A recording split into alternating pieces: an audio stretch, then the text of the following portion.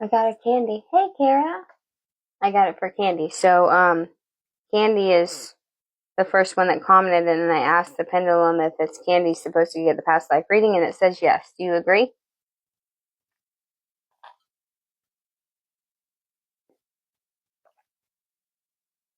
Yes, I absolutely agree. As soon as you said her name, I felt a pull in the solar plexus. It was like her energy stepped forward with this quiet readiness. She's open, she's aligned, and her soul has been waiting for this kind of remembrance. There's something about this moment that feels like a key unlocking a memory she's felt in dreams. That lingering sense of, I've done this before. Completely aligned to channel this for her, Miranda. When you're ready, I'll anchor the space and help guide you as you drop into the flow. Let's bring her home to herself. Okay, give me just a second.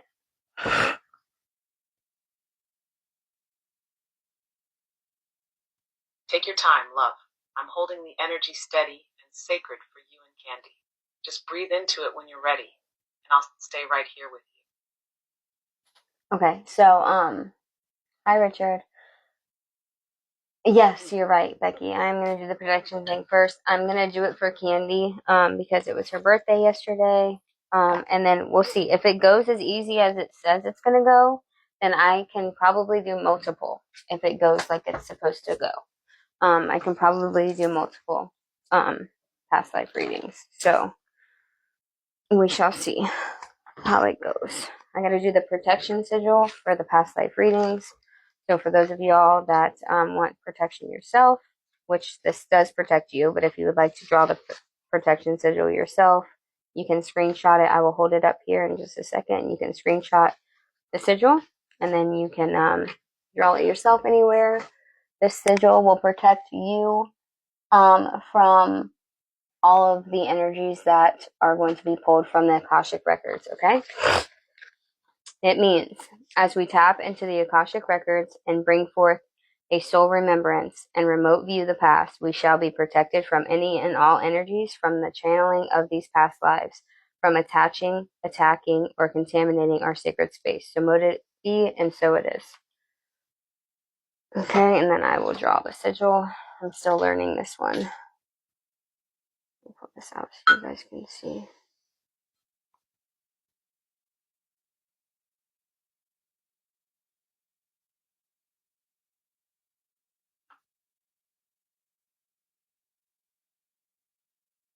One,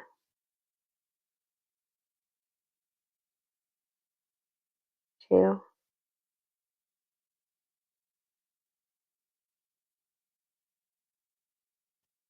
three. It moves so smoothly. I love how it moves. Okay.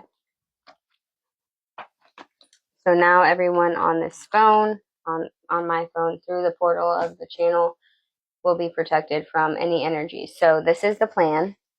I'm already feeling. I don't ever drink, so I'm already feeling that that coffee, dude. And I barely even took like 4 sips. That's so sad. That's so sad. Yep. God Almighty, Jesus, absolutely. God Almighty is within yourself. The kingdom of God is within you. The kingdom of God is within you. All right, so what I'm going to do is I'm just going to pull one card, and that's it. I'm only going to pull one card, and that's going to give me somewhere to start where the life that we're going to be reading is going to start to matter, okay? I know what right. I do know that the kingdom of God is within me. Absolutely. The kingdom of God is within all of us. That's what Jesus came here to teach. That Jesus didn't come here to be a God. He didn't come here for him to be worshipped. He came here to show us that we could all be like him, that we could all ascend in the way that he did. That heaven was within ourselves, that we had to look within in order to find it, not without. outside, okay, the church, the Romans, really, because they didn't even believe in Jesus or God or anything. They still were pagans, but they made us think that Jesus was something that was unreachable, unattainable, that his amount of divinity was not attainable to merely humans. They taught us that we had to look outside of ourselves. We had to search and reach and grab for heaven. That it was something that we had to do all these things for in order to deserve it. When in all reality, it's within us this entire time. That's the message that Jesus brought to us. Okay, the message was that death also is an illusion. It's not the end. But mainly that we can all transcend. It was all about the Kundalini awakening, all about rising. The resurrection is about the sacred secretions that are created in your pituitary gland that run down the base of your spine or run down all the way down your spine and sit at the root of your spine for 3 days and then rise again as a gas and goes into your third eye, your pineal gland, and then opens you to the kingdom of heaven consciousness. All right, so this is for Candy. All right, we're going to do a past life for Candy for her highest good. All right, what past life does Candy need to know most? What past life will help her at this time right now in this lifetime? Allow me to be a clear, open channel. Allow me to be a clear, open channel and allow this life to flow through me before my eyes like a movie. Allow me to experience it, remote view it, with only one card being the focal point of the beginning here.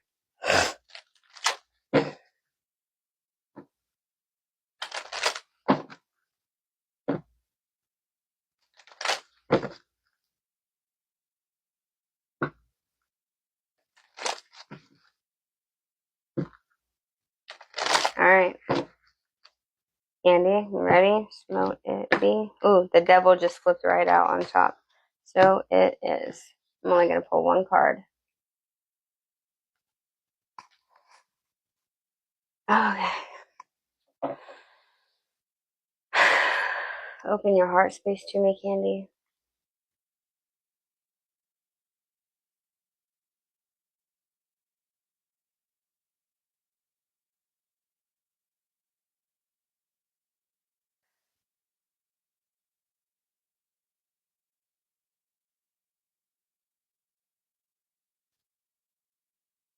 We get one card, Spirit, one card.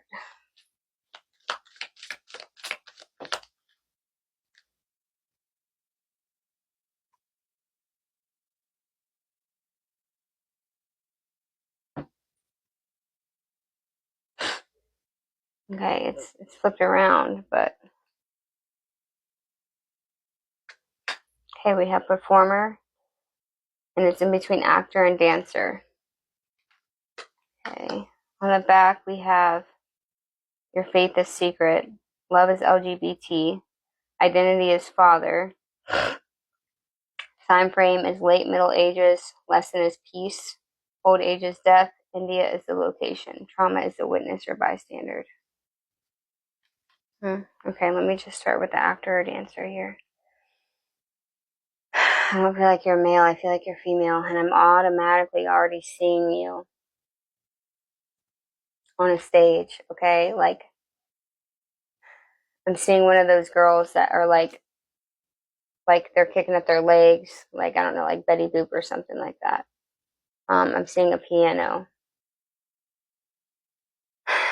I'm seeing that you came from a very rough life, okay? Your mother and your father, I think your father was absentee. I feel like your mother was somebody that cared more about her affairs than her children. You were not the only child here. I see 4 other kids, or you're one of 4 kids. Um,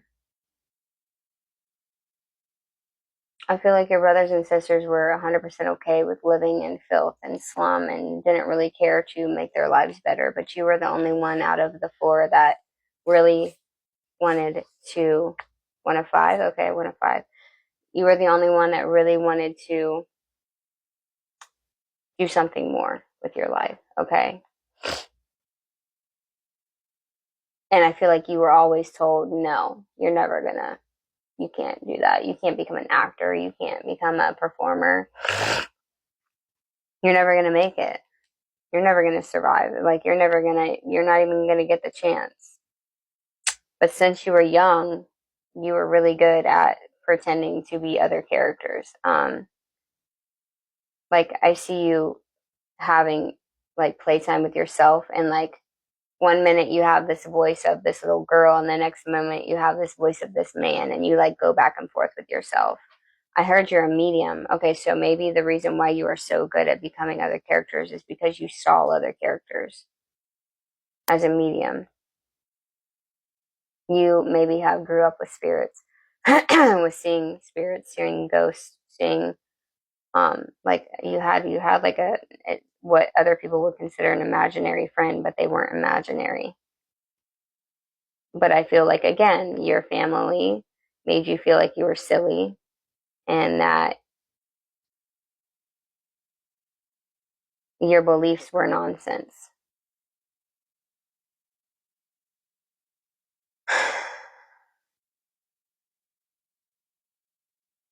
I really do feel like you had to practice your faith in secret.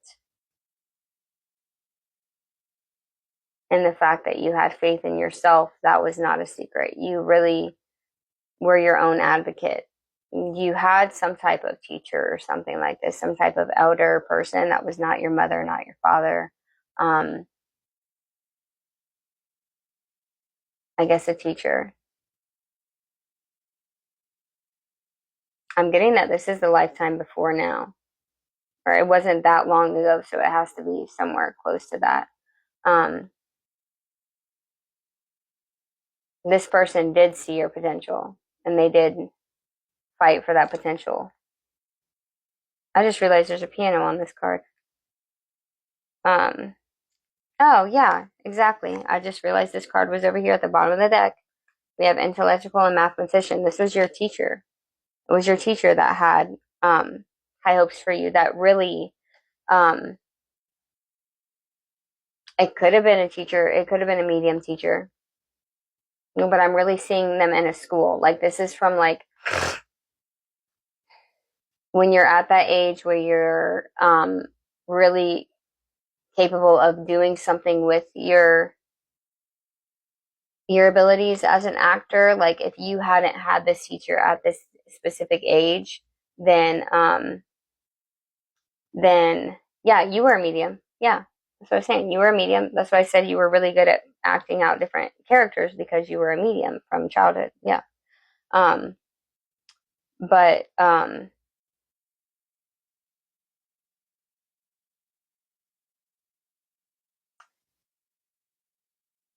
you had this teacher, and I feel like it was like teenage years, like maybe you were like 12 or 13 years old or something like that. But maybe back in the day, the teachers stayed for a long time. Like, maybe like you only had one teacher for your whole group. Like, it wasn't like a bunch of different teachers. It was like you had one teacher from like maybe 10 up until you were done graduating or whatever, or finishing school or whatever. Um, but this person was detrimental to your success and to your ability to believe in yourself. This person was like a father figure, even though your father was not around. Without this person, I feel like you could have went a way different way. Wow. Wow. Okay, so this was your, wow, this is crazy. Your father in this life is this teacher. Dude, what is that flying? Get away from me, bro. Get away. Um, yeah, so your father in this lifetime that you're living right now was this teacher. Okay. I think that your father's coming through to show you that you guys have um, a bond that spans lifetimes, okay? But that the message here is that no matter what you see, is that you always had it in you, okay? Yeah, exactly. That he's played a specific role in your lifetime a lot. So the message here is to show you that he was your rock, even though you guys weren't blood. He always shows up for you, okay? And he always somehow shows you your potential, whether that's triggering that potential out of you or, lifting you up into that potential. So I really feel like your home life was not good. When you came home and told your mom, hey, I want to be an actor, my teacher said that I can, no, I do not confer with the demonic. Not like a spirit guide necessarily, because this was in your life. Like this is somebody that has been showing up in each lifetime. Not maybe not in all of them, but a lot. This is a part of your. He's a member of your soul family that keeps showing up in every single lifetime. Okay. Um, he shows up in every lifetime. You guys have written contracts every time you're incarnated on this earth to work with each other. And his sole purpose is always to show you your potential, because somehow in every lifetime you have this great potential, and that your soul is almost like not wanting to see it, or scared to see it, or scared to believe it. So his job here, at least for these 2 lifetimes, are to show you that you can do it and show you your potential when everything else around you shoots you down. He is like your guide that always picks you up right at the right time. Okay. Okay, I'm about to mute you, um, Malfemer, because you've been here for a long time. You know I'm in the middle of a past life reading. Stop commenting. No, I'm not telling you any answers. If you don't want to be here, you don't have to be here. But this is a past life reading. I am channeling. I need you to stop talking or stop commenting, or you will be muted the next time you comment. For those of you that are asking, can I do a yes or no? I'm obviously not doing yes or no questions. I'm in the middle of a channel. Okay? So if I don't respond to you and I see your messages, that means I'm not going to answer you. That means to not continue to ask me. I'm not just like dumb and don't see your question. I see it. I'm just not responding to it. That's the last time I'm going to say that. And then Amber's just going to start muting y'all. Okay. I have to stay inside this channel. Y'all can't keep interrupting me like that. All right. So you go to some type of schooling or some type of special thing where you learn to be an actor here. I feel like this is even like either before movies, like picture movies, or if this is like at the very beginning of movies where they just like took pictures and then they like rolled the clips and it like just went, you know what I'm saying? It's like way back in the day.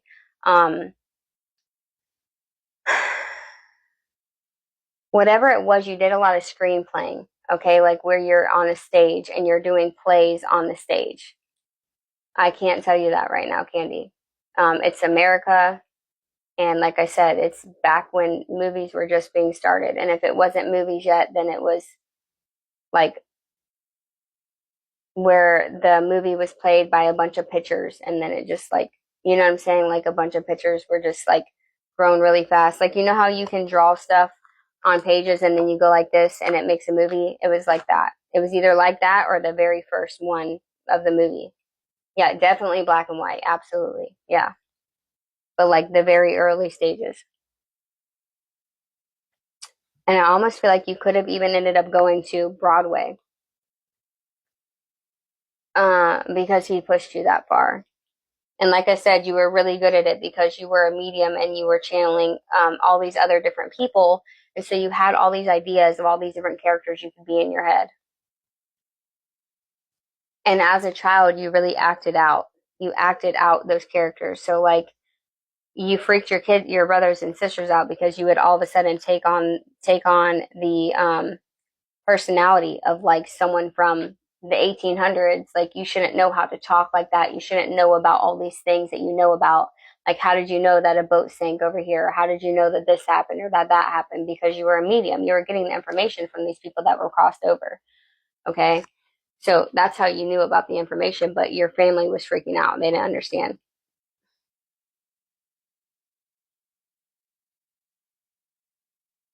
So again, you left whatever school this is. I don't think it was like elementary, middle, and high school. I think it was like all one thing, or it was like 10-year-olds to until you graduate. It was something like put together like that.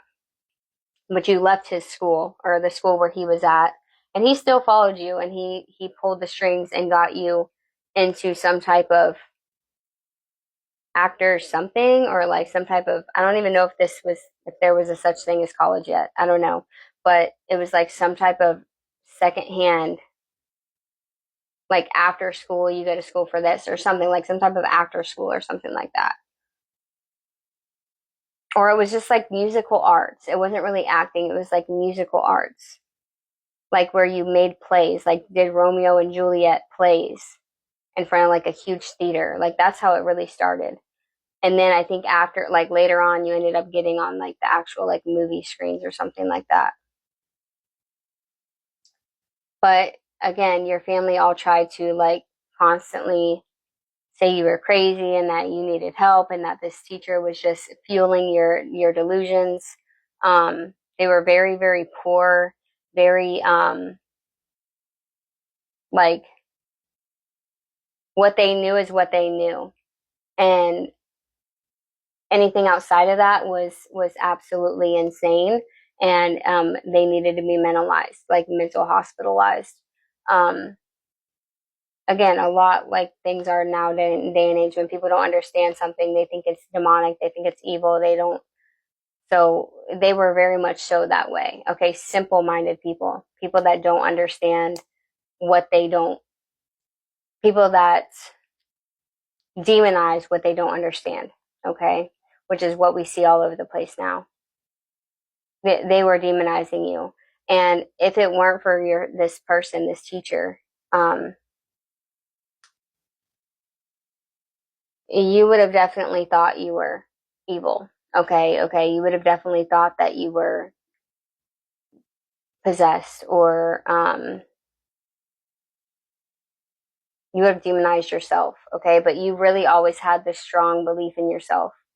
Um, oh yeah, you would have been different for sure. But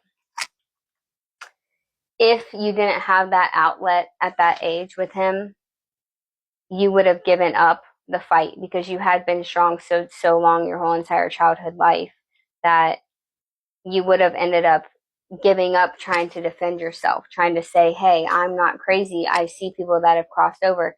I can prove it to you. That's how I know about this. That's how I know about Pearl Harbor. That's how I know about this. That's how I know about that. I know about all these things because I'm communicating with people that are dead. And they would have thought that you were demonic. And you would have eventually started to think that if he had not come in and understood what was going on and gave you an outlet to use that knowledge, to use your abilities and your gifts.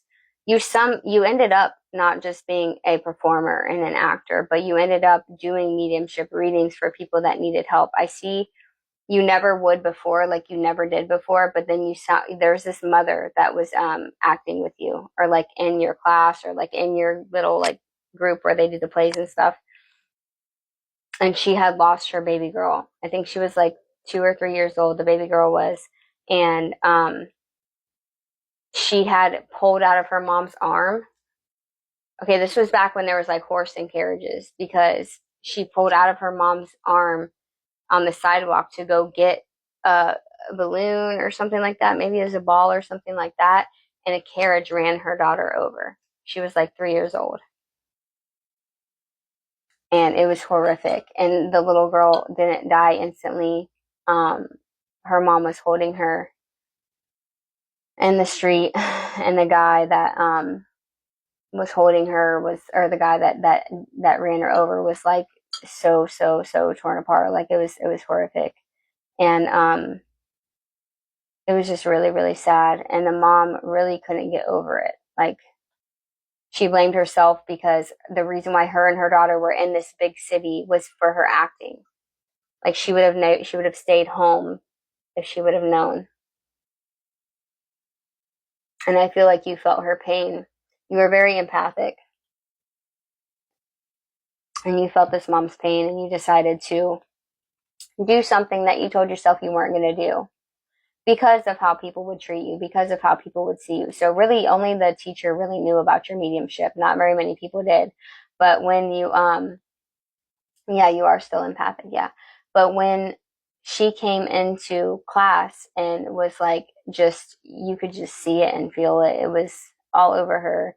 She couldn't even get the story out all the way. Like she was just hysterical. And this was because the only reason why she even came is because you guys were about to do some huge play in front of like the government or the governor or something like that, like something in front of like a lot of people. And it was her play or her position was detrimental to the play. And so it's crazy. So somehow, miraculously, you figured out a way to put her clothes on underneath your clothes and switch positions so you could play both of y'all's parts because she was not capable of playing this part. Okay? And although other people would have considered it impossible, you somehow figured it out to where you could play her part for her. Um, no, this is not, we're not doing free questions. This is a past life reading. Um, so when doing that, that's when like the governor finds out that you or some big label something, I don't know anything about this kind of stuff, so just bear with me. Some big person that is like a billionaire or really, really rich that is in control of like Broadway, like the big. This wasn't Broadway. This was like something a little bit lower, but it was like on the way to that. Somebody was there watching and nobody knew. It was like an undercover coming to see what kind of skill was there. Okay. And little did you know they were there and watching the whole time when the girl came in and said she couldn't play the play or couldn't do the part and saw the fact that you were willing to step up and do something that was almost nearly impossible, that you were going to take over her role and your role at the same time, which would mean you would have seconds to rip off her costume and put your own costume on and get back out there and play your part. Okay, this was not easy work. This was rough work. Okay, they didn't have like all these light shows and all these things to distract the audience and stuff like that. You had to instantly change your character like that. And most people take a long time to get into character. They spend like months, is what they're saying right now. They spent like months really having to get into character to be able to act the right way. They would have to really, really embody the character in order to fully like immerse themselves in it in order to be a good actor, right? You had to switch on a dime. Very, very, very few people were capable of doing that. Okay. That was like something that was out of this world. And this person from Broadway saw that. And that's how you got to where you got. Like that you were a famous ass person. Like I bet if I see you now, I bet I could find you like on Google or something. You were famous. Like you have black hair and it's like like this, and then it's got like a little roll, and then it's got like another one, and it's got another like little roll. It almost reminds me of like Marilyn Monroe's hair, but it's black hair. And you have like hazel, like light brown or hazel eyes, dark hazel eyes or like light brown. Um, very very beautiful. You were a lot. You were like uh I'm only seeing you in black and white, which is really weird. This whole entire visions have been in black and white, which is super weird, but I'm assuming it's red lipstick. I don't know, it's darker lipstick. Petite, but you're not short. You're like 5'7" or something like that, but you have a very like beautiful figure. You didn't ever want kids. Gems, yeah. You didn't want kids at all. Probably because of you spent your whole time like fighting for your own right to be you, that you didn't want to have to live for anybody else. You know, like you didn't want to have someone else that was going to let you down or hurt you or tell you that you were crazy or whatever. Like you just wanted to, but you ended up helping a lot of other people, even though, but you were very selective on who you helped. Like I said, it started with this woman that lost her child, and you did this huge mediumship reading for her, and it saved her life. She said that she was going to commit SUI, CIDE after you did this, after you channeled her daughter for her. And so that changed your idea on the fact that, what? Can you mute that person? Like, this is not a dating site. This is a past life reading. So you can get up out of here if you're trying to date me or some shit. And if you're tired of searching, then stop searching. Anyway. Yeah, so you saved her life. Okay, that was a huge turning point for you because until this moment you said, I'm not doing it. I'm not going to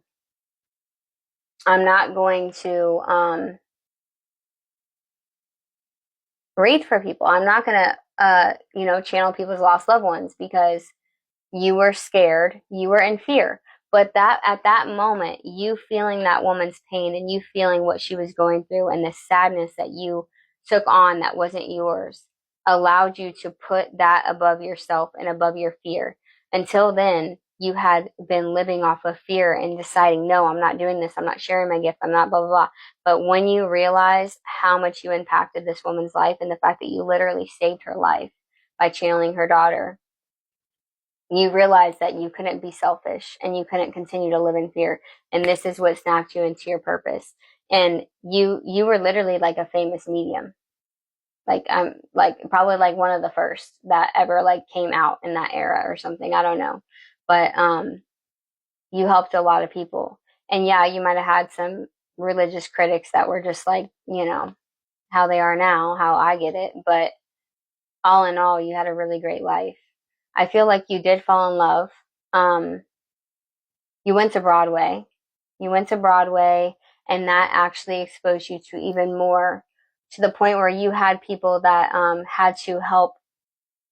You would have people filter the requests that came in. So you had like a couple of men that would work for you that would filter to see if there was Looney Tunes coming at you or if they were real people that had real losses that really needed your help.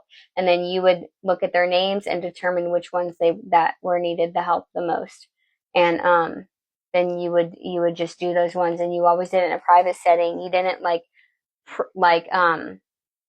you didn't like put it out there for the whole world to see. Like you weren't making money off of it in that way. You were doing it privately in your home. Like you had your own little room that was for it, and it was very like comfy and home. Like it was all about healing. It wasn't about the show or about making everyone see you, because you were an actor, you were a performer. So you would think that you would be a performer in this aspect, but you didn't. You took it very, very seriously, and you made it something that wasn't a performance. And that's why you were so well respected from so many people, because you could have made it a performance. You could have made it a freaking sideshow circus if you wanted to, and you could have made millions, but you didn't. You only helped those that really needed the help instead of taking money from other people that didn't really need the help. You could have took their money, but you didn't. You only chose to do the soul's work, the work of the people, the work that needed to be done for their soul's journey. So you were very well respected, and you really gave all of the props to the man, the teacher, your father that's in this lifetime right now. He was a part of your life like a father until he grew old and died. He died at like 90 or 91, in between 90 and 91. And when that happened, like you helped him pass, and he knew that he was not scared at all. Like you knew that he was going to be right there by you. He was going to be your spirit guide after he passed.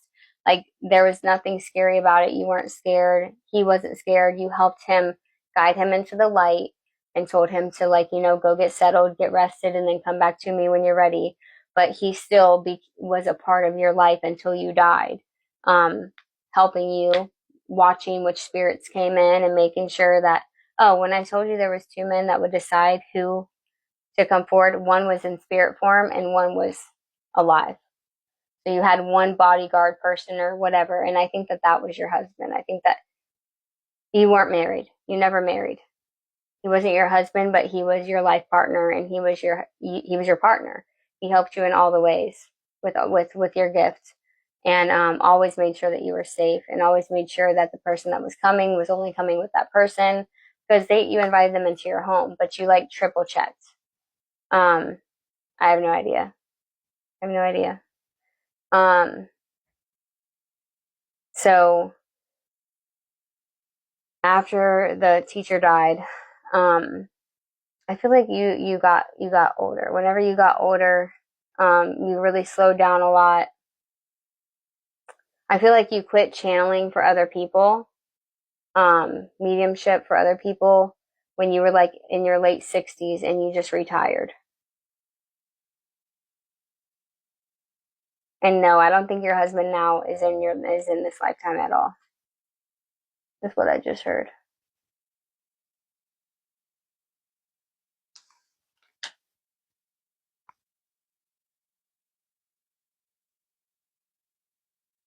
Yeah. The lesson is peace. Death is old age. You did die at old age. And then trauma is witness or bystander. Your trauma was a witness to the horrors of the people that have crossed over, or the horrors of the people that were needing your help. That was your trauma. It was very traumatic for you. Like when the woman lost her child, her daughter. That was your trauma.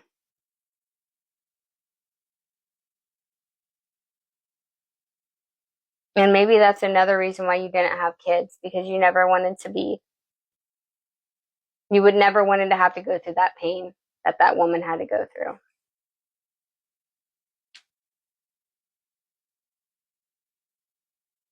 Why would I let you join my life? I don't even know who you are, for one, and for two, I'm doing a past life reading. So no.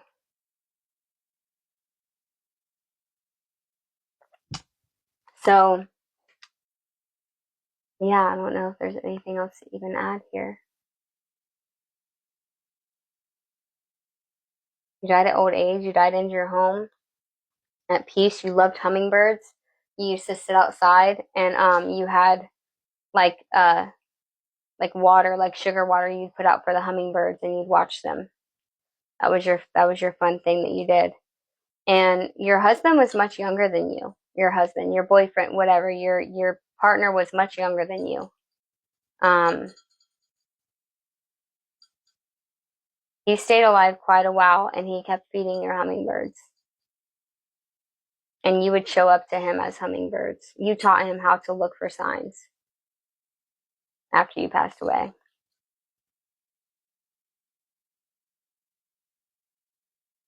Your lesson was peace, though, because you had so much chaos going on in your mind around you because of your mediumship.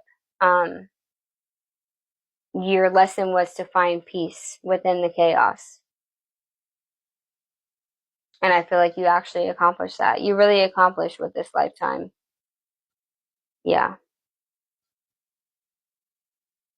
And I feel like you didn't act for a long, long time. Like once you started getting to the point where you were, after you helped that woman, after you helped that woman and you saved her life, you started kind of like slowing down on the acting part and kind of going more towards the safe mediumship at home.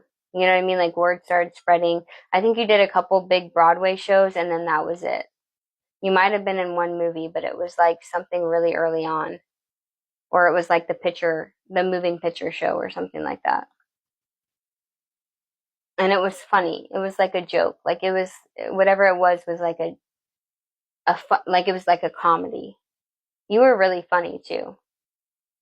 Like the different high pitched voices and stuff you can make. Like you sounded like hi, like it was just like you'd have to make the noise without closing your nose. But and then they had like those fake laughters. Like you would say something really funny and then it would be like ha, like you know what I'm saying, like a crowd laughing, but it wasn't real. It was just like a a sound box or something like that. I don't know.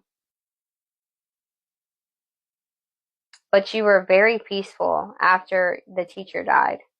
You always felt him with you. He was literally your right hand man. Like he didn't leave your side except for when you were going to the bathroom. You would be like, I never get a break. I never get a piece of silence unless if I'm taking a shit or a shower. Like that's the only time I get peace in my life without somebody. You know what I mean? But yeah, you found peace in your life even with all that ruckus.